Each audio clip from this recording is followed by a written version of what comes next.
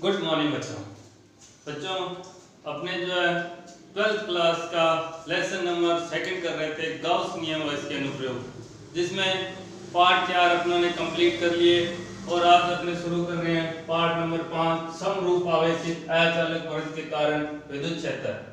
समरूप आवेशित अचालक परत यानी कि अपने को अब एक ऐसी परत लेनी है जिसपे क्या एक समान रूप से जो है आवेश वितरित है, परंतु वो कैसी है? अचालक। अब समान रूप से आवेशित है, उस आवेश के कारण उस पे जो है कितना विद्युत क्षेत्र उत्पन्न होगा। तो देखो बच्चों, क्या करना है अपने को, एक समान रूप से परत लेनी है।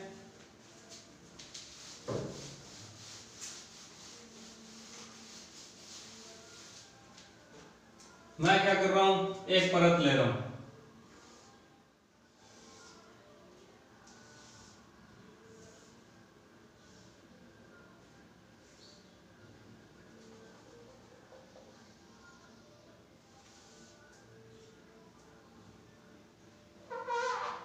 ये मेरे पास एक परत है जिस पर क्या एक समान रूप से जो आवेश वितरित है। क्या किया, एक अचालक समान रूप से आवेशित परत ली। इससे परत से r दूरी पर बिंदु P स्थित है। इस परत से क्या है, r दूरी पर क्या एक बिंदु P स्थित है, जिस पर अपने को क्या करनी है, विद्युत क्षेत्र E की गणना करनी है, यानी कि तीव्रता निकालनी। क्या करेंगे, यहां पर दो अल्पांश लेंगे।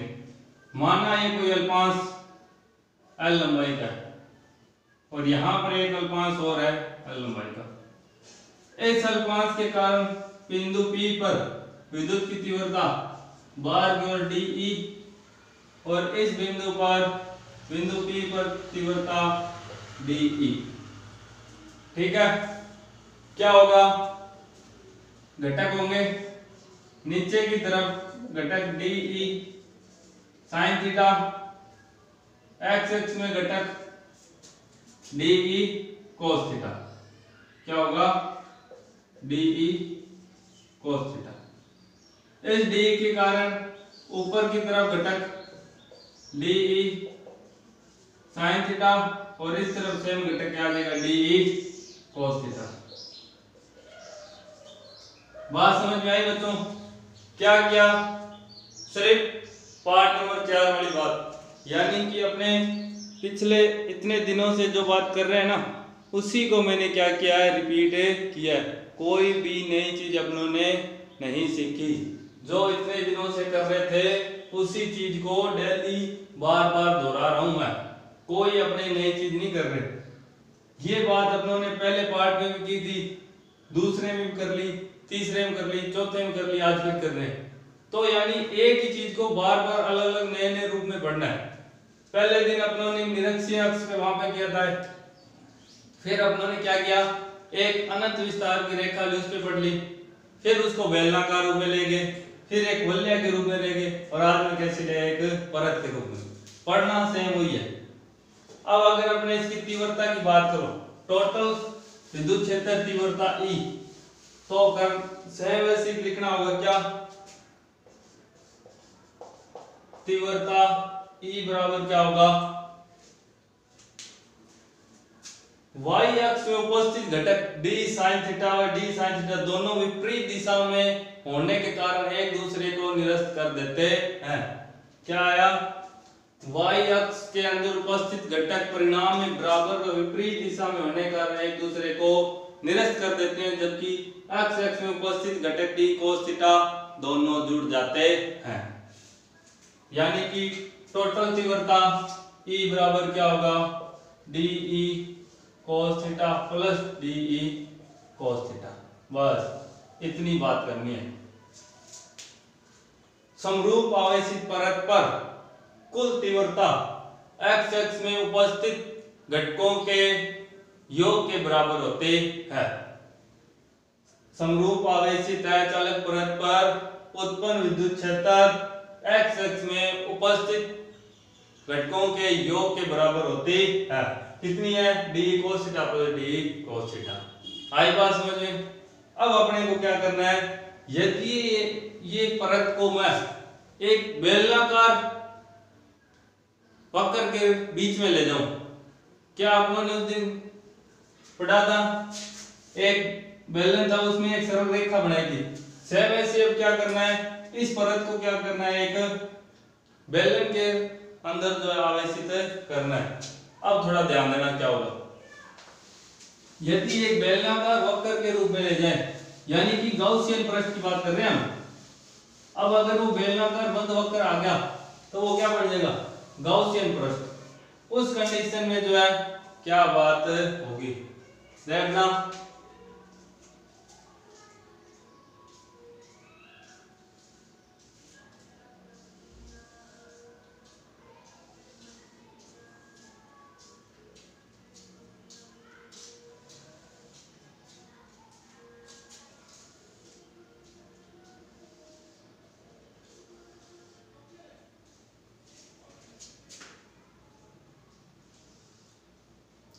ये जो है बेलनाकार एक बंद वक्र है, जिसके बीच में क्या एक परत, जैसे ये एक बेलनाकार बंद वक्र है, इसके बीच में क्या ये एक परत जो है इस प्रकार रखी गई है बेलन के बीच में।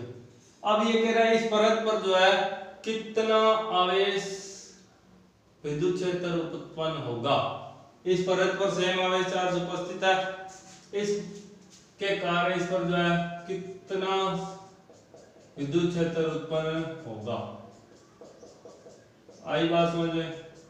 सेम ये बेलन क्या है, आर त्रिज्या का है, आर लंबाई व आर त्रिज्या का एक बेलन लिया है, जिसके बीच में एक समरूप आवेशित अचालक परत स्थित है। उस परत के कारण उत्पन्न विद्युत क्षेत्र की तीव्रता की गणना करनी है। क्या लिखेंगे, परिणामी तीव्रता। अब परिणामी तीव्रता है तो यहां से लेकर के इसके बीच की दूरी कितनी होगी, आर। कितनी दूरी आ गई, आर त्रिज्या। लंबाई कितनी है इसकी, एल। और अगर अपने पृष्ठ की बात करते हैं तो उस दिन मैंने बताया था एक बेलन के अंदर दो वर्ग और एक वक्र पृष्ठ होता है। अगर आपको उसका क्या करना है, तीव्रता निकालनी है, तो दो तो वर्त आ गए और एक इसका क्या आ गया, वक्र पृष्ठ। यानी कि गाउसियन नियम क्या कहता है, परिणामी तीव्रता किसके बराबर होगी, गाउसियन नियम से। गाउसियन नियम कहता है किसी बंद पृष्ठ के लिए समीस E ds किसके बराबर है, समीकरण q अपॉन एप्सिलॉन 0 के बराबर होते हैं। यही गाउस का नियम था, E डॉट ds समीकरण q अपॉन एप्सिलॉन 0 के बराबर होगा। अब अपने को क्या करना है, इसको तीन भागों में बांटना है। इस वक्र को मैं क्या करता हूं, तीन भागों में विभाजित करता हूं। एक पृष्ठ में ले रहा हूं इस यहां पर एक अल्पांश ले लिया मैंने यहां, जिसके कारण इसकी विद्युत तीव्रता कितनी होगी, एक तो इस अक्ष में आ जाएगी, कहां आ जाएगी, इधर रेख आ जाएगा ऊपर की ओर। एक मिनट रुको, इसको यहां बढ़ाते हैं तो ऊपर से ही रहेगा। दूसरा आ जाएगा तुम्हारे पास, ये है S1। एक ले रहा हूं मैं यहां पर, ये है S2। इसके कारण उत्पन्न तीव्रता क्षेत्रफल DE और DS। S3 ले लिया यहां पर अल्पांश, इसके कारण उत्पन्न तीव्रता और क्षेत्रफल दोनों सेम दिशा में। ऐसे यहां पर DS और DE। गाउसियन नियम को क्या कर दिया, तीन भागों के अंदर तोड़ दिया, S1, S2, S3। S1 और S3 के अंदर अगर अपने देखें तो इसका क्षेत्रफल और विद्युत क्षेत्र दोनों क्या समान दिशा के अंदर, यानी कि थीटा इक्वल टू क्या आ गया, 0। जबकि अगर आप बात करते हो S2 की तो यहाँ पर जो है इसका क्षेत्रफल तीव्रता दोनों एक दूसरे क्या है, लंबवत है, यानी थीटा इक्वल टू क्या है, 90 डिग्री है। 90 डिग्री है तो मैं इस गाउसियन नियम को क्या लिख सकता हूँ, यार ऐसे लिखो S1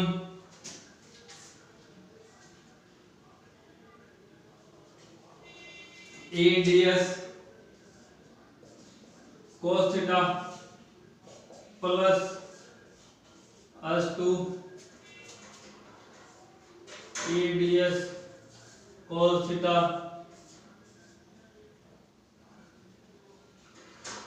S3 ds cos theta equal to क्या आएगा, समीकरण q अपॉन एप्सिलॉन 0। ये समीकरण q अपॉन एप्सिलॉन 0 लिखा है, थोड़ा सा जो है सही लिख देते हैं। ये आपके पास समीकरण q अपॉन एप्सिलॉन 0। इतनी बात समझ में आई। S1 S2 S3, अगर S1 और S3 दोनों सेम दिशा के अंदर है, ds और de, तो S2 क्या हो जाएगा, लंबवत होने के कारण क्या हो जाएगा, 0। तो अब जो है अपने जो है इसको ऊपर से थोड़ा साफ कर रहे हैं, बोर्ड काफी जो है छोटा रह जाता है। क्या करना है, S1 व S3 में DE समांतर है ds के, तो थीटा इक्वल टू 0, यानी कि cos 0 इक्वल टू क्या आ गया, 1। यहां लिखना S2 में DE लंबवत है ds के, तो थीटा इक्वल टू 90 डिग्री और cos 90 इक्वल टू 0। ये इतनी बात समझ में आ गई ना। भाई अपने जो है कुछ भी नया नहीं कर रहे, खाली जो पुरानी बात सीखी है उसी को रिपीट कर रहे हैं। अब इन दोनों के मान इसी समीकरण में रखने हैं, नीचे देख के जो है समीकरण के अंदर मान रखते जाना। क्या होगा, अगर यहाँ मैं 1 रखूंगा तो ये क्या आ जाएगा, S1 ds प्लस यहाँ अगर मैं 0 रखूंगा क्या आ जाएगा, 0 प्लस यहाँ क्या आ गया, S3 ds बराबर क्या है, इट इज समीकरण q अपॉन में एप्सिलॉन 0। ठीक है। अब अगर E कांस्टेंट है, E तो अपने पास क्या होता है, कांस्टेंट, क्या करना है, ds को अंदर रखना है। क्या आएगा, E1 S1 ds plus S3 E बार आ गया ds बराबर क्या आ गया, समीकरण q अपॉन में एप्सिलॉन 0। क्या आ गया, समीकरण q अपॉन में एप्सिलॉन 0। समीकरण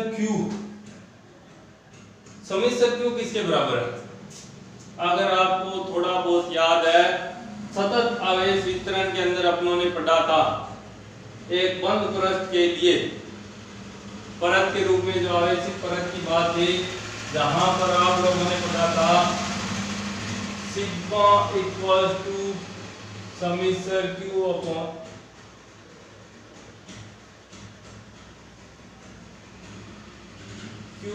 में a।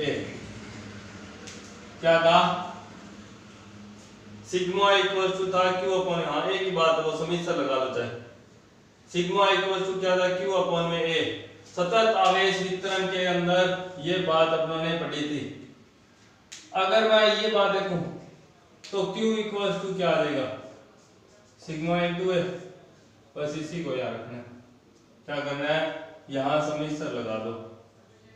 अगर ये समीकरण लगा देंगे तो ये सिग्मा q बन गया, यानी कि मेरे को यहाँ ये मान रखना है। अभी आप लोग जो है साइड में लिख सकते हैं या याद रख लेना कि जी ये आया कहां से, आया कहां से था, समीकरण q इक्वल टू होता है, यहाँ लिख देता हूं मैं, क्या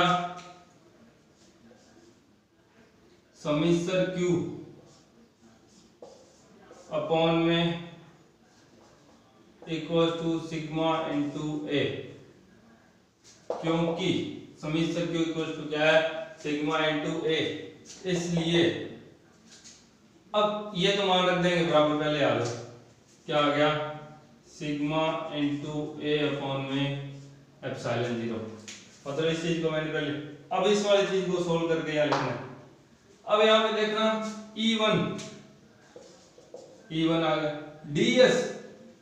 ds क्या है, S1 वर्त है, वर्त का क्षेत्रफल, वर्त के क्षेत्रफल को अगर मैं लिख दूं a तो कोई दिक्कत है क्या था, अपने पास ये S1 और S3 एक वर्त है, ds क्या होता है क्षेत्रफल, वर्त का क्षेत्रफल को मैंने क्या लिख दिया, a लिख दिया।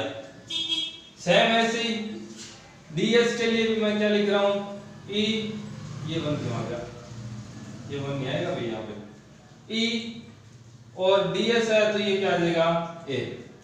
बात समझ में आई, क्या किया, वर्त के क्षेत्रफल को मैंने a से लिख दिया। अब अगर इसको a से लिख दे तो क्या होगा, e a प्लस e कितना हो गया,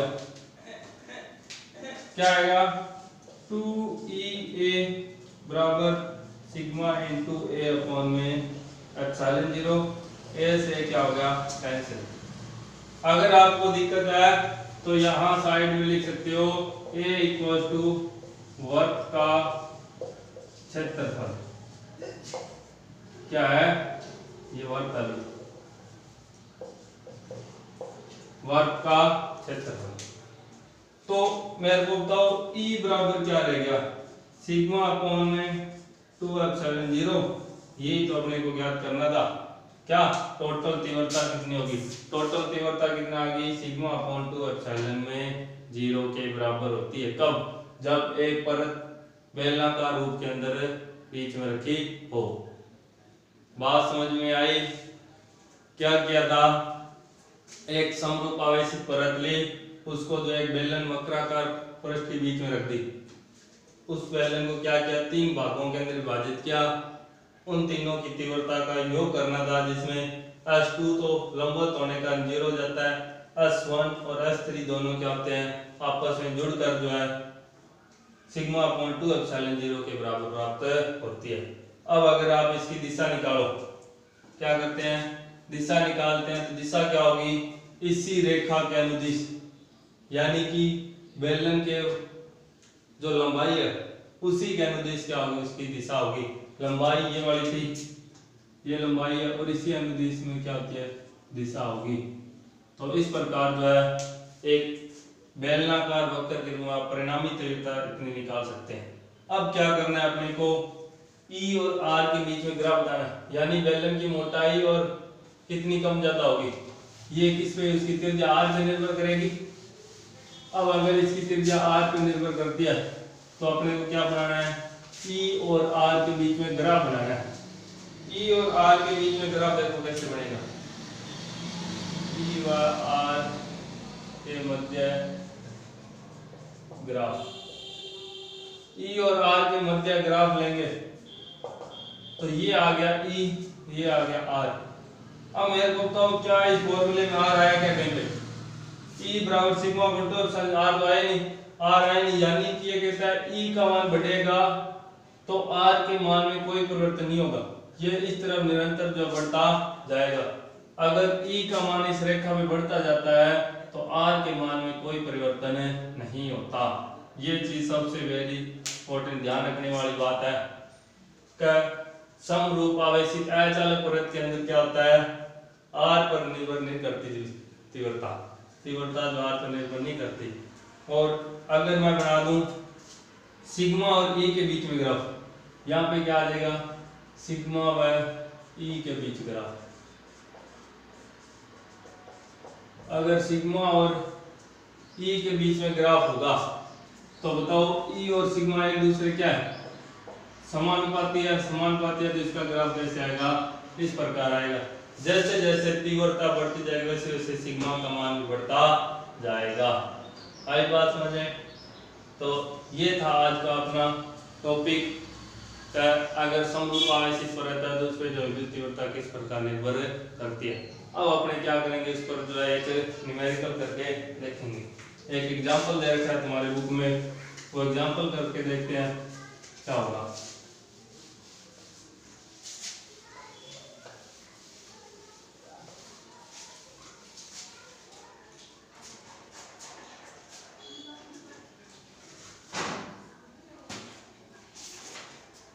एग्जाम्पल नंबर है 2.12। एग्जाम्पल नंबर कितना है, 2.12। क्या कहता है ये कहता है एक अनंत विस्तार की अचालक परत, क्या है, अनंत विस्तार की अचालक परत के 1 सेंटीमीटर क्षेत्रफल में, 1 सेंटीमीटर क्षेत्रफल, भाई ए का मान दे दिया 1 सेंटीमीटर स्क्वायर हो रहा है,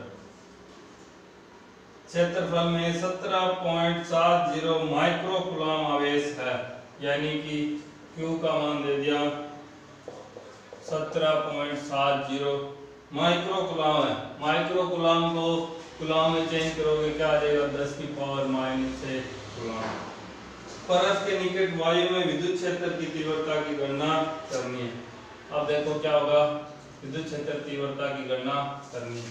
अब E का फॉर्मूला क्या था, E बराबर अपने पास है था सिग्मा अपॉन 2 एप्सिलॉन 0। क्या है था, सिग्मा बराबर E बराबर सिग्मा अपॉन 2 एप्सिलॉन 0। अब इसने ना तो अपने को एप्सिलॉन है ना सिग्मा, क्या दे दिया, A और Q का मान दे दिया। A और Q का मान दे दिया तो अभी अपनों ने निकाला था क्या था, सिग्मा बराबर क्या था, Q बटा A। अभी यहाँ ऊपर पहले फॉर्मूला पढ़ा था, यानी कि सिग्मा बराबर Q अपॉन A। अब Q और A का मान तो है अपने पास ये रहा, A और Q, तो आप सिग्मा निकालोगे, एप्सिलॉन 0 का मान फिक्स होता है। क्या करना है, या रफली इधर करके देखना, या इसके साथ में कर लें, चलो रफली कर लो चाहे। क्या होगा, Q का मान 17.70 इंटू 10 की पावर -6 अपॉन में A का मान दे रखा है सेंटीमीटर की स्क्वायर। अपने क्षेत्रफल किस में लेते हैं, मीटर स्क्वायर में। अपने क्षेत्रफल किस में लेते हैं, मीटर स्क्वायर में। तो क्या होगा, 1 इंटू 10 की पावर -2 से गुना किया तो क्या बना, मीटर तो बन गया, पर ये स्क्वायर है, एक बार और 10 की पावर -2 से गुना कर दो बस। ये 4 थी, ये 6 थी, कितनी रहेगी, -2, कितना आ गया, 17.70 इंटू 10 की पावर -2। इसका मान आ गया, सिग्मा का मान आ गया। सिग्मा का मान आ गया तो E का मान निकालो। E बराबर सिग्मा का मान आ गया अपने पास 17.70 इंटू 10 की पावर -2 बटे 2 इंटू एप्सिलॉन 0 का मान कितना होता है। ये पहले लेसन के अंदर पहले दिन बात पढ़ी थी, पहले लेसन के अंदर पहले दिन बात पढ़ी थी कि जी एप्सिलॉन 0 का मान जो है फिक्स होता है। कितना था, 8.85 इंटू 10 की पावर -12। क्या है, 8.85 इंटू 10 की पावर -12। यानी कि जो आपने पहले दिन बात पढ़ी थी ना, उसको भी याद रखना है, भूलना तो कोई चीज को है ही नहीं अपनों ने। और पढ़ना इस प्रकार है कि एक बार पढ़ लिया तो उसको देखने दोबारा देखने लोड ना पड़े। क्या करना है, एक बार पढ़ लिया ना, उसको इस प्रकार पढ़ो कि बाद में अगर उसका किताब से पेज उखाड़ के फेंक देना तो ऐसे जरूरत ना हो, कल मैंने पढ़ाई नहीं है, दोबारा देखने लोड है। हाँ, मैं यहाँ पे करा रहा हूँ, अगर आपको बता रहा हूँ तो मैं बुक की तुम्हारी एक एक चीज बता रहा हूँ, कोई भी एक चीज बीच में छोड़ नहीं रहा। ऐसा कुछ नहीं है कि जी एक बार अपनों ने जो है फास्टली फटाफट थोड़ा बहुत कर लिया, हाँ बाकी तो जुलाई में स्कूल लगेगा, स्कूल में जाके करें, नहीं। एक बार पढ़ लिया ना, टाइम दे रहे हो तो इसको पूरा टाइम दो, क्या एक बार करने के बाद दोबारा देखने लोड ना पड़े। जब आप 2 महीने 3 महीने के बाद में स्कूल जाओगे ना, जैसे जुलाई में स्कूल स्टार्ट होंगे, तो आपको जितने लेसन यहाँ करा दिए उन लेसनों को दोबारा देखने की आवश्यकता नहीं होनी चाहिए। तो इस प्रकार आपने क्या करना है, पहले दिन बात पढ़ी है चाहे दूसरे दिन, यानी कि जो पढ़ लिया उसको याद रखना, भूलना तो है ही नहीं, और नहीं भूलोगे तो अपने काम बन जाएगा। ये 2 से 12 लेंथ कितने रहेगी 10। अब बाकी को इसको भाग दे दो। अगर आप इस सारे को हल करते हो तो तुम्हारे पास आंसर आ जाएगा 10 की पावर 10 न्यूटन कूलम इनवर्स, 10 की पावर 10 न्यूटन है कूलम इनवर्स। तो ये था तुम्हारे आज का जो है न्यूमेरिकल एग्जांपल, जो एक एग्जांपल है, एक और है, इस टॉपिक पर एक एग्जांपल था जो मैंने तुम्हें करवा दिया। अब आपको क्या करना है, जो पीछे एग्जांपल छूट गई वो, या इस टॉपिक पे आधारित पीछे पाठ्य पुस्तक में अगर कोई क्वेश्चन दे रखे हैं वो क्वेश्चन आप लोगों को जो करके देखने हैं। तो ओके बच्चों, पढ़ते रहो, गुड बाय, गुड लक।